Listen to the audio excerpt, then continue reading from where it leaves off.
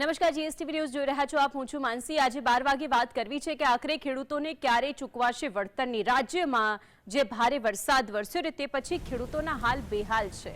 કેટલાક જિલ્લાઓમાં તો ખેતીના પાકને વ્યાપક નુકસાન થયું છે, ત્યારે તાત્કાલિક સર્વે કરીને સહાય આપવાની ખેડૂતો માંગ કરી રહ્યા છે।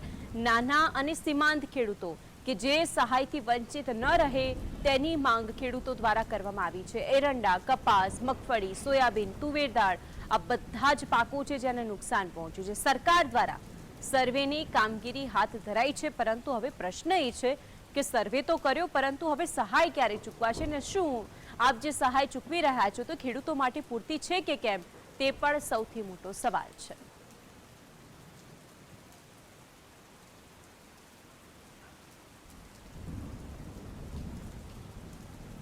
રાજ્યની અંદર ભારે વરસાદ પછી જે ન માત્ર આ તો એક બે જિલ્લાની પરંતુ દરેક જગ્યાએ જે પરિસ્થિતિ સામે સમગ્ર ગુજરાતની વાત કરી રહ્યા છે। સમગ્ર ગુજરાતની અંદર જે ખેડૂતો જેમણે પોતાની મહા મહેનત મૂડી બધું જ લગાવી દીધું પોતાના પાકને જીવંત બનાવવા માટે, ના છૂટકે જ્યારે વધારે વરસાદ વરસ્યો ત્યારે પણ પાક બચાવીને તેને સારી રીતે સ્ટોર પણ કર્યો, પરંતુ ઘણી વખત તે પરિસ્થિતિનો સામનો કરવાનો વારો આવ્યો કે આખો પાક બળી ગયો।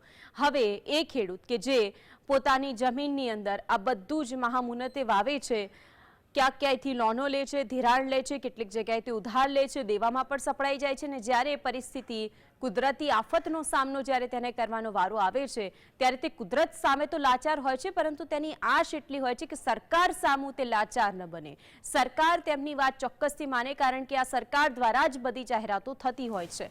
કયા કયા જિલ્લાની અંદર પાક ધોવાઈ ગયો? દેવભૂમિ દ્વારકા, પોરબંદર, મોરબી, સુરેન્દ્રનગર, દ્વારકા, ખંભાળિયા બધી જ જગ્યાએ પરિસ્થિતિ એવી રહી। જૂનાગઢ, પંચમહાલ અને કચ્છ કયા કયા જિલ્લાઓ એવા છે કે જ્યાં સૌથી વધારે નુકસાન છે તેની વાત થઈ રહી છે, જેમાં સમાવિષ્ટ થાય છે દેવભૂમિ દ્વારકા, જામનગર, બોટાદનું, પોરબંદર, મોરબી, સુરેન્દ્રનગર।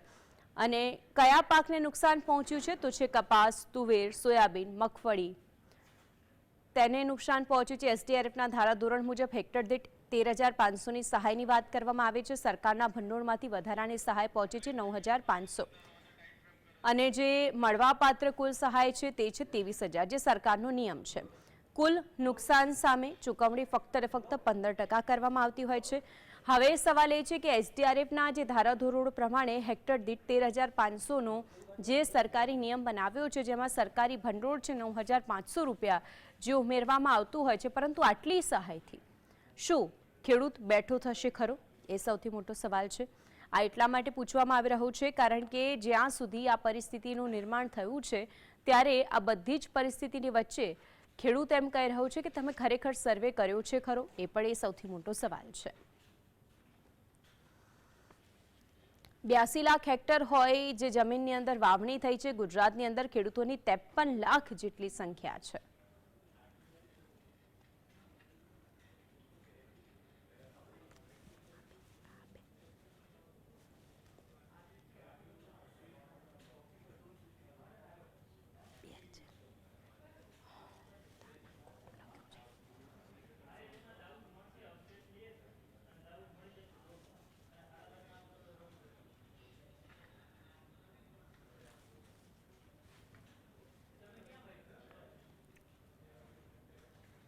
आज अंगे चर्चा करवा माटे आपणी साथे जोड़ाई गया है। स्टूडियोनी अंदर जोड़ाया है भरतसिंह झाला जे खेडूत आगेवान छे अने बीजा छे राजू करपड़ा जेवो खेडूत आगेवान छे। आ बंनेनुं स्वागत छे जीएसटीवी नी अंदर।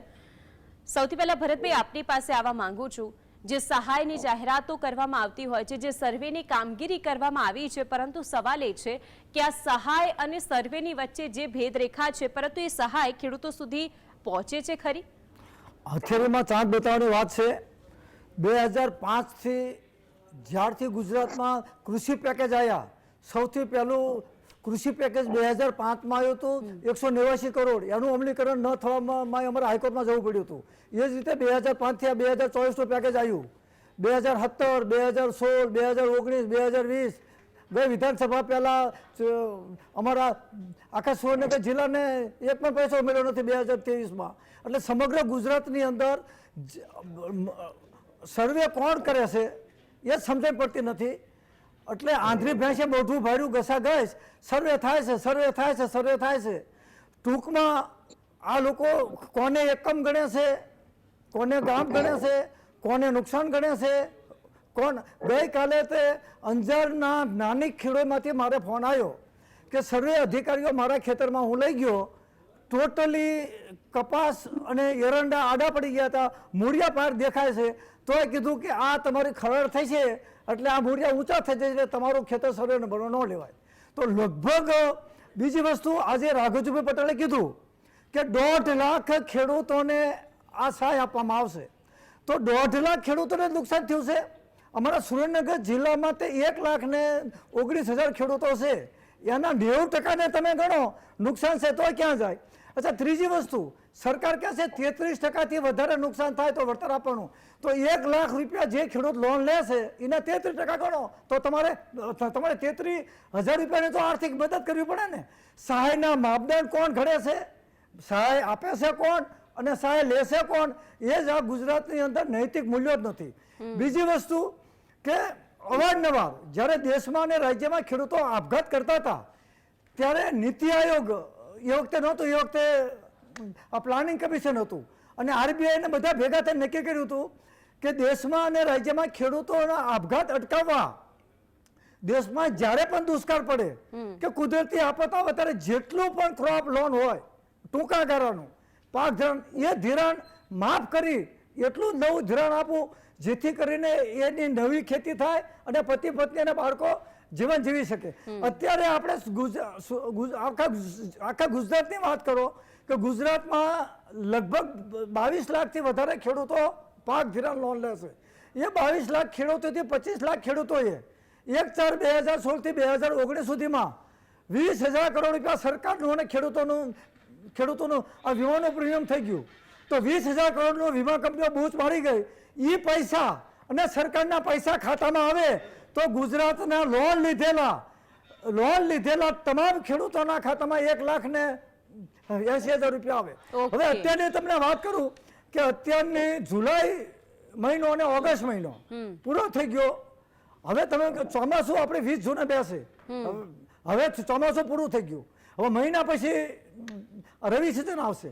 હજી કે સર્વે થાય આમ તેમ કરશે ત્યાં પછી રવિ પાકની સિઝન આવશે.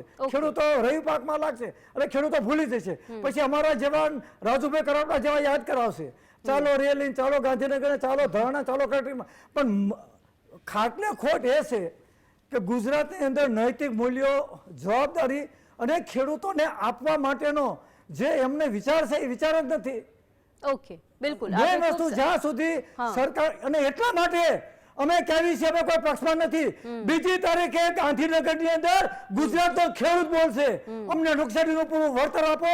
એ વાત સાથે આપણા માધ્યમથી કહું છું કે 2 તારીખે તમામ ભેદભાવ ભૂલીને જો ખેડૂતો ન્યાય હિતતા હોય તો ખેડૂતો ખુદ ગાંધીનગર આવો. આ લોલીપોપ નહીં ચાલે. આપણે આંદોલન નથી કરવું, પણ આપણે આપણો હક અને અધિકાર લેવો છે.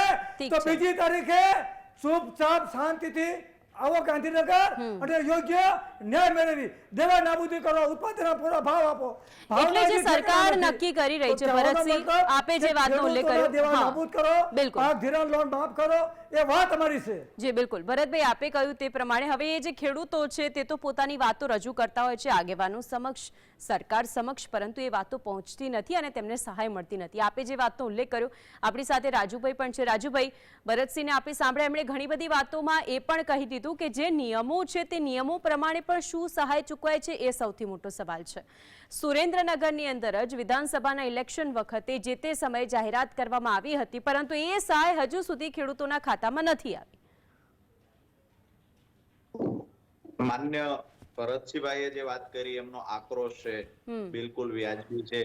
લાંબા સમયથી ખેડૂતો માટે લડત લડી રહ્યા છે, પણ પરિણામ શું મળે છે એ ખૂબ સારી રીતે સરકાર પણ જાણે છે, ખેડૂત આગેવાનો પણ જાણે છે, અને સરકાર ખેડૂતોને કેવી રીતે આંકડાકીય ગોલમાલ કરી અને ખેડૂતોને કેવી રીતે રસ્તે ભટકી જવા આ પણ ખૂબ સારી રીતે જાણે છે.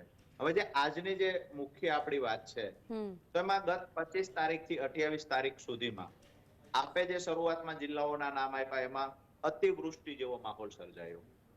આખી ઘટનાને હું ઝાંખી કરાવું તો શરૂઆતથી લઈ જ્યારે ખબર હતી, અને આવું જીએસ ના માધ્યમથી ડંકાની ચોટ પર કહું છું, મારી જે કોઈ વાતનો પછી કૃષિ નિષ્ણાત હોય તો પણ ભલે, કૃષિ વિભાગના અધિકારી હોય, ખેતીવાડી અધિકારી હોય, દરેકને ચેલેન્જ કરીએ છીએ કે મારી વાતમાં ક્યાંય પણ શંકા લાગતી હોય જાહેરમાં ચર્ચા કરવા અમે તૈયાર છીએ. પણ સર્વેના નામે ખેડૂતો સાથે ગેમ થઈ છે. જે વાત કરીએ 25 થી 28 ના વરસાદની આગાહી હતી કે વરસાદ પુષ્કળ પડવાનો છે, એટલે તાલુકા મથકે માત્ર વરસાદ માપક યંત્ર દરેક તાલુકાના તાલુકા પંચાયતની કચેરી ઉપર મૂકેલ હોય. આ વરસાદ માપક યંત્ર 2 થી 3 અધિકારીઓ લખવાનું હોય દર 2 કલાકે, પણ એક પણ તાલુકામાં 24 કલાક કન્ટિન્યુ કોઈ અધિકારી બેઠા હોતા નથી. વરસાદ માપક યંત્રમાં ઉપરથી સૂચના મળે એ મુજબ વરસાદના આંકડાઓ લખવામાં આવે છે. આ ડંકાની ચોટ પર કહું છું, બહુ મોટી વાત છે. બહુ વધારે વરસાદ પડે છે તો ઉપરથી સૂચના આવે છે કે આંકડાઓ ઓછા લખવાના. જો ઓછો વરસાદ પડે છે, દુષ્કાળ જેવી પરિસ્થિતિ છે, તો 2 mm વરસાદ પડ્યો છે તો એને લખવાનો 25 mm. વાત ક્યાં છે કે તાલુકા મથક તો આખો વિસ્તાર 60 થી 80 કિલોમીટરમાં પથરાયેલો હોય. એક ગામ અહીંયા હોય તો બીજું ગામ 80 કિલોમીટર દૂર હોય. તમામ જગ્યાએ સરખો વરસાદ છે, આવું ફિક્સ પણ નથી. હવે આ જે વરસાદના આંકડાઓ એમાં હું સુરેન્દ્રનગર જિલ્લાના મૂળી તાલુકાના સરાપટ્ટો, વાત હોય ચોટીલા તાલુકાની, આપે જે વાત કરી જામનગરની, આપે વાત કરી દ્વારકાની, આ બધો વિસ્તાર એવો છે જે આંકડાઓ બતાવવામાં આવે છે એના કરતા 2 ગણો 3 ગણો વધારે વરસાદ પડ્યો છે. આ વિસ્તારમાં ખેડૂતોનો ખરીફ પાક સદંતર નિષ્ફળ ગયો છે. આપે જે વાત કરી SDRF ના ધારાધોરણ મુજબ, એ ચર્ચા કરીએ એની પહેલા એક સવાલ આપને એની વચ્ચે પૂછી લઉં છું કે જે સરકારે 1.5 લાખ ખેડૂતોને સહાયની જાહેરાત કરી છે, એક ખેડૂત આગેવાન તરીકે જે રીતે ભરતભાઈ ઉલ્લેખ કર્યો કે આખા ગુજરાતની અંદર ફક્ત 1.5 લાખ ખેડૂતો જ એવા છે કે જેને નુકસાન પહોંચ્યું છે, એ વાત ઉપર જ આવું છું. હવે પહેલા ખેડૂતોને સહાય ન ચૂકવવી પડે એટલા માટે વરસાદના આંકડાઓમાં ગેમ થાય છે. ત્યાર પછી જ્યારે મોટી સંખ્યામાં ખેડૂતોને પાક નુકસાન થાય, સદંતર પાક નિષ્ફળ જાય અને મોટી સંખ્યામાં ખેડૂતો રજૂઆત કરવા પહોંચે, એટલે એ ખેડૂતના ખેતરે સર્વે કરવાની સૂચના આપવામાં આવે. હવે સૂચના સુરેન્દ્રનગરની જેવી જ પરિસ્થિતિ દ્વારકાની, જામનગરની છે, પોરબંદરની છે, મોરબીની છે. હવે સૂચના આપવામાં આવી 29 તારીખે. અમે જ્યારે હજારોની સંખ્યામાં અમે પોતે રજૂઆત કરવા સુરેન્દ્રનગર જિલ્લા ખેતીવાડી અધિકારીને ગયેલા, GS ના માધ્યમથી સરકારને પણ કહીએ છીએ જો તમારામાં ખેડૂતો માટે સહેજ બી લાગણી બચી હોય, જો તમે જાતે રહી અને અધિકારીઓ પાસે આ કામ ન કરાવતા હોય તો ખેડૂતોની વેદના થોડી સમજવાના પ્રયત્ન કરજો. અમે 29 તારીખે એ લોકોએ નીચે ટીમને જાણ કરી સર્વે માટે. અમે 4થી તારીખે ગયેલા રજૂઆત કરવા કે અમારા ખેતરે કોઈ સર્વે કરવા આવ્યું નથી. નવાઈની વાત એ હતી કે અધિકારીએ કહ્યું કે અમે 1.25 લાખ હેક્ટર જમીનમાં સર્વે કરી નાખ્યો છે. હું એ દિવસે પણ કહેતો ને આજ પણ કહું છું, 1.25 લાખ હેક્ટરમાં સર્વે થયો છે. તમે સુરેન્દ્રનગર જિલ્લાના એક ગામના 10 ખેડૂતના ખાલી નામ આપો કે અમે એ ખેડૂતના ખેતરે ગયા હતા સર્વે કરવા. અધિકારી પાસે એક ખેડૂતનું નામ નથી, તો આ 1.25 લાખ હેક્ટર સર્વે કઈ જગ્યાએ બેઠી કરવામાં આવ્યો? અને આ એની અંદર જ ગૂંચવાઈ ગયો છે બધો મામલો. રાજુભાઈ, ભરતભાઈ આપની પાસે આવ રાજુભાઈ આપની પાસે એક સવાલ ભરતભાઈને પૂછવો છે. જે રીતે સુરેન્દ્રનગરની ખાલી એક સુરેન્દ્રનગરની પરિસ્થિતિ ખૂબ જ સારી રીતે રાજુભાઈએ સમજાવી, આપણે તો સમગ્ર ગુજરાતની અંદર એ તમામ ખેડૂતો છે. પહેલા તો SDRFના નિયમો એ પ્રમાણે સહાય ચૂકવાય છે ખરી, બીજી તરફ હવે આ 33% જ પાક નુકસાની થઈ છે. શું એ સર્વે અધિકારી બહુ જ સારી રીતે જાણે છે? શું એ નક્કી કરી શકે છે ખરો? રાજુભાઈએ જે વાત કરી કે દાખલા તરીકે મારું સુરેન્દ્રનગર જિલ્લાનું લીંબડી તાલુકાનું ખંભલાવ ગામ છે. મારા ગામની અંદર 1170 ખેડૂતો છે. તો મારે પૂરબ પશ્ચિમ અને ઉત્તર દક્ષિણ જે લીંબડીથી હડારાના રોડ ઉપરની બાજુમાં જે ઢારવાળા ખેતર છે ત્યાં 10 છોડવા દેખાય છે. બાકી સીમ જમીનમાં ક્યાંય એક પણ છોડવો દેખાતો નથી. હજી સુધી અમારા ગામમાં કોઈ જિલ્લા અધિકારી, ખેતીવાડી અધિકારી કે કોઈને કીધું નથી ખંભલાવ ગામમાં તમે સર્વે કરો. જ્યારે આંદોલનની વાત થઈ એટલે જિલ્લા ખેતીવાડી અધિકારીએ એક મેકી દીધું કે સુરેન્દ્રનગર જિલ્લામાં સર્વે થશે. કોનું સર્વે થશે, ક્યારે થશે ને કયા ખેતરમાં, એ તો વાત થતી નથી. બીજું કે આટલું બધું જ્યારે કુદરતી આપત્તિ છતાં સર્વેની ઝંઝેટમાં પડ્યા વગર સાચા અર્થમાં બીજા રાજ્યોમાં તો 2 લાખ રૂપિયાના ખેડૂતોના દેવા નાબૂદ કર્યા છે. એક વીકર આપણે હજી તો 23,000 રૂપિયાની વાત કરે છે, સંપૂર્ણ પાક નિષ્ફળ ગયો હતો. બીજા રાજ્યમાં એકરે 25,000 રૂપિયા આપે છે અને દિલ્હીની સરકારે 2016માં 65,000 રૂપિયા એકરે વળતર આપ્યું હતું. પંજાબ સરકાર દર વર્ષે વળતરમાં 20% આપે છે. અને આપણે તો મારું સ્પષ્ટ કહેવું છે કે વળતરના નામે SDRC નામે અને સરકારે મોટી મોટી ડે વાતો કરી કે 9,500 એક્સ્ટ્રા આપ્યા, તો 9,500 એક્સ્ટ્રા આપ્યા તો તમે એકરે 25,000 કરી નાખો ને. ગુજરાતના તમામ ખેડૂતોને એકરે 25,000 રૂપિયા. બીજી વસ્તુ કે જમીન ધોવાણની તો કોઈ વાત જ નથી આવતી. જે લોકોને ફ્લડને કારણે જે ઘેડ વિસ્તારમાં જે જમીન ધોવાણ થયું એની અંદર એક હેક્ટરે 10-10 લાખ રૂપિયાની માટી પુરાણ કરે અને JCBથી સમતળ કરે તો જ જમીન આવે એવું છે. આ ગઈકાલે આ સુરતની આજુબાજુ, વડોદરાની આજુબાજુ આજે વાલિયા હાવ સાફ કરી નાખ્યું, હજી પાણી ભર્યા છે. તો કહેવાનો મતલબ છે કે સમગ્ર ગુજરાતમાં સરકાર એ બતાવે કે કયા સર્વે નંબરમાં કયા ખેતરમાં કેટલું સર્વે થયું છે એના આંકડા આપી દે સરકાર. એટલે બધું પોલમપોલ છે એવું માનો છો? એની સામે અમે આંકડા આપી દેવી. એક ગામનો સરકાર આંકડા આપે કે એક ગામના 1,1100 સર્વે નંબરમાં સર્વે નંબર પૈકી 1 પૈકી 2 એનો ફોટો બતાવે અને અમે બતાવી અને એમાં કહી દે કે કેટલું વળતર આપવાનું છે કેટલું નથી આપવાનું. આ બધા. બીજી વસ્તુ તો હું વિરોધ નથી કરતો, તમામ ખેડૂતોને પૈસા મળે. મારે આજની તારીખમાં હું નામ નથી આપતો, અમુક ગામડાઓમાં કહી દીધું છે કે તમારા 6 નંબર 7, 12, 8 તમારી બેંકની પાસબુકની ઝેરોક્ષ આપી દો, તમારા ખાતામાં પૈસા આવી જશે. ઓકે, બિલકુલ. એટલે હવે સવાલ ચાલે છે. હા, પ્રશ્ન એ છે આજે પોલમપોલ ચાલી રહી છે તેને સરકાર અટકાવે. અને બીજી વસ્તુ કે પોલમપોલ એટલી બધી ચાલે તેમ છતાં દુઃખની વાત એ છે કે ખેડૂતને એટલો બધો આવશે અને હકીકતમાં કઈ કંકોડાય આવવાનું નથી. એટલે જો લેવું હોય તો ખેડૂતે ખુદે કોઈના હાથા બન્યા વગર પોતાની માંગણી પોતાએ રજૂ કરવી પડશે. બાકી આવા કેટલા વર્ષો વયા ગયા, આવા વયા જશે.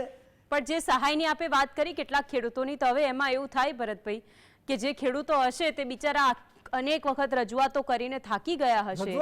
કેટલી વખતે તેમણે એ પણ કર્યું હશે કે જે કંઈ પણ મળ્યું સરકારે અમને જે કંઈ પણ આપ્યું એમાંથી હું થોડું બેઠો થઉં તો સારું છે, મારું થોડું દેવું ઉતરે તો સારું છે. રાજુભાઈ, આપે ભરતસિંહને સાંભળ્યા, બહુ સારી રીતે તેમણે ઘણી બધી વાતોનો ઉલ્લેખ કર્યો. હવે એ જે આખું મેટર છે તેની અંદર એક વાત એ પણ છે કે જે સહાય ચૂકવવામાં આવતી હોય છે, તેમણે ક્રોપ લોનની પણ વાત કરી હતી, ધિરાણની પણ વાત કરી હતી, એ બધાને લઈને તમારું શું કહેવું છે? આજે જે 1.5 લાખ ખેડૂતોની આપણે વાત કરીએ છીએ, 1.5 લાખ ખેડૂતોને સહાય ચૂકવવામાં આવશે, તો એમાં બી એ સવાલ છે કે 1.5 લાખ ખેડૂત જુલાઈ મહિનામાં દરિયા કિનારાઓના જિલ્લાઓમાં મોટા પ્રમાણમાં જુલાઈ મહિનામાં નુકસાન થયું હતું. ત્યાં પણ સરકારે સર્વે કરાવ્યો હતો અને એના ઓનલાઈન ફોર્મ પણ સરકારે ભરાવડાવ્યા હતા. તો આ જે સહાયની વાત છે એ ઓગસ્ટ મહિનામાં જે ખેડૂતોને નુકસાન થયું એના માટેની વાત છે કે જુલાઈ મહિનામાં નુકસાન થયું એના માટેની વાત છે. આ સરકારે ચોખવટ કરવી જોઈએ. બંને 2 વિભાગમાં ફોર્મ ભરાયા છે, 2 વિભાગમાં ખેડૂતોને નુકસાન થયું છે. બીજી વાત જે આપણે વાત કરી પ્રતિ હેક્ટર, તો પ્રતિ હેક્ટર તમે જે વાત કરી 13,600 રૂપિયા 2 હેક્ટરની વાત છે. પ્રતિ હેક્ટર 6,800 રૂપિયાની સહાયની વાતો કરે છે, એક્સ્ટ્રા પૈસા અંદર ઉમેરવાની સરકાર વાતો કરે છે. અમે એટલું કહીએ કે જ્યારે પાક વીમા યોજના ખેડૂતોનો રાજ્ય સરકારનો કેન્દ્ર સરકારના પૈસા લૂંટીને જતી રહી, પાક વીમા યોજનાઓ એની કંપનીઓ, હવે એ કંપનીઓની સામે આપણે કાર્યવાહી ન કરી શક્યા. એના વિકલ્પ તરીકે જ્યારે ખેડૂત આગેવાનોએ ખેડૂતોના લૂંટાયેલા પૈસાનો ઘટસ્ફોટ કર્યો, જાહેરમાં દરેક પુરાવાઓ રજૂ કર્યા, ત્યાર પછી મુખ્યમંત્રી કિસાન સહાય યોજના લાગુ કરવામાં આવી. હવે એમાં એ વખતે 2020માં સમજવા જેવી વાત છે કે 2020માં પ્રતિ હેક્ટર 33% થી 60% નુકસાન હોય તો 20,000 સહાય ચૂકવવાની, 60% થી વધારે હોય તો 25,000 રૂપિયા સહાય ચૂકવવાની અને 4 હેક્ટરની મર્યાદામાં.